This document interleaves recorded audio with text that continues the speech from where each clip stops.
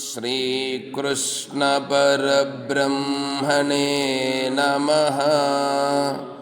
श्रीमद्भगवद्गीता षोडशोऽध्यायः। दैवासुरसम्पद्विभागयोगः। श्रीभगवानुवाच अभयं सत्त्वसंशुद्धिः ज्ञानयोगव्यवस्थितिः दानं दमश्च यज्ञश्च स्वाध्यायस्तप आर्जवम् अहिंसा सत्यमक्रोधः त्यागः शान्तिरपैशुनम् दयाभूतेष्वलोलत्वं मार्दवं ह्रीरचापलम् तेजः क्षमा धृतिः शौचम् अद्रोहो नातिमानिता भवन्ति सम्पदं दैवीम् अभिजातस्य भारत दम्भो दर्पोऽभिमानश्च क्रोधः पारुष्यमेव च अज्ञानं चाभिजातस्य पार्थ सम्पदमासुरीं दैवी सम्पद्विमोक्षाय निबन्धायासुरीमता मासु च सम्पदं दैवीम् अभिजातोऽसि पाण्डव द्वौ भूतसर्गौ लोकेऽस्मिन् दैव आसुर एव च दैवो विस्तरशः प्रोक्तः आसुरं पार्थ मे शृणु प्रवृत्तिं च निवृत्तिं च जना न विदुरासुराः न शौचं नापि चाचारो न सत्यं तेषु विद्यते असत्यमप्रतिष्ठं ते जगदाहुरनीश्वरम् अपरस्परसम्भूतम् किमन्यत् कामहैतुकम् एतां दृष्टिमवष्टभ्य नष्टात्मानोऽल्पबुद्धयः प्रभवन्त्युग्रकर्माणः क्षयाय जगतो हिताः काममाश्रित्य दुष्पूरम् दम्भमानमदान्विताः मोहात् गृहीत्वा सद्ग्राहान् प्रवर्तन्ते शुचिव्रताः चिन्तामपरिमेयां च प्रलयान्तामुपाश्रिताः कामोपभोगपरमा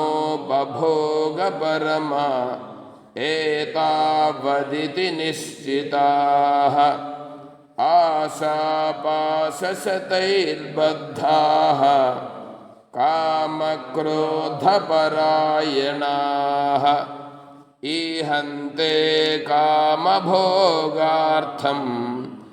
अन्यायेनार्थसञ्चयान् इदमद्य मया लब्धम् इमं प्राप्स्ये मनोरथम् इदमस्तीदमपि मे भविष्यति पुनर्धनम् असौ मया हतः शत्रुः हनिष्ये चापरानपि ईश्वरोऽहमहं भोगी सिद्धोऽहं बलवान् सुखी आढ्योऽभिजनवानस्मि कोऽन्योऽस्ति सदृशो मया यक्ष्ये दास्यामि मोदिष्य इत्यज्ञानविमोहिताः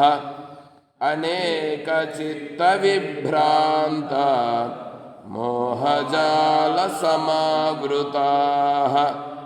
प्रसक्ताः कामभोगेषु पतन्ति नरकेषु च आत्मसम्भावितास्तब्धा धनमानमदान्विताः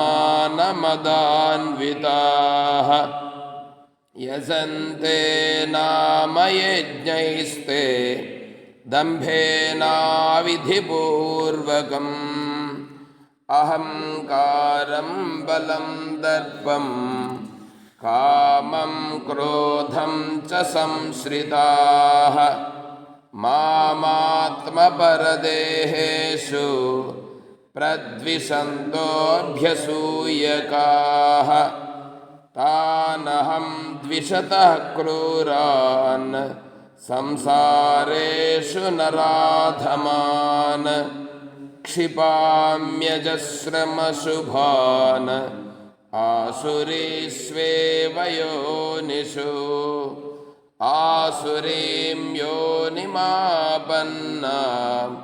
मूढा जन्मनि जन्मनि मामप्राप्यैव कौन्तेय ततो यान्त्यधमां गतिम् त्रिविधं नरकस्येदं द्वारं नाशनमात्मनः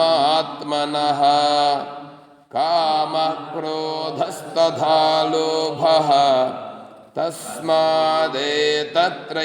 त्यजेत् एतैर्विमुक्तः कौन्तेय तमोद्वारैस्त्रिभिर्नरः आचरत्यात्मनः श्रेयः ततो याति परां गतिम् यः शास्त्रविधिमुत्सृज्य वर्तते कामकारतः न स सिद्धिमवाप्नोति न सुखं न परां गतिम् तस्मात् शास्त्रं प्रमाणं ते कार्याकार्यव्यवस्थितौ ज्ञात्वा शास्त्रविधानोक्तं कर्म कर्तुमिहार्हसि। ॐ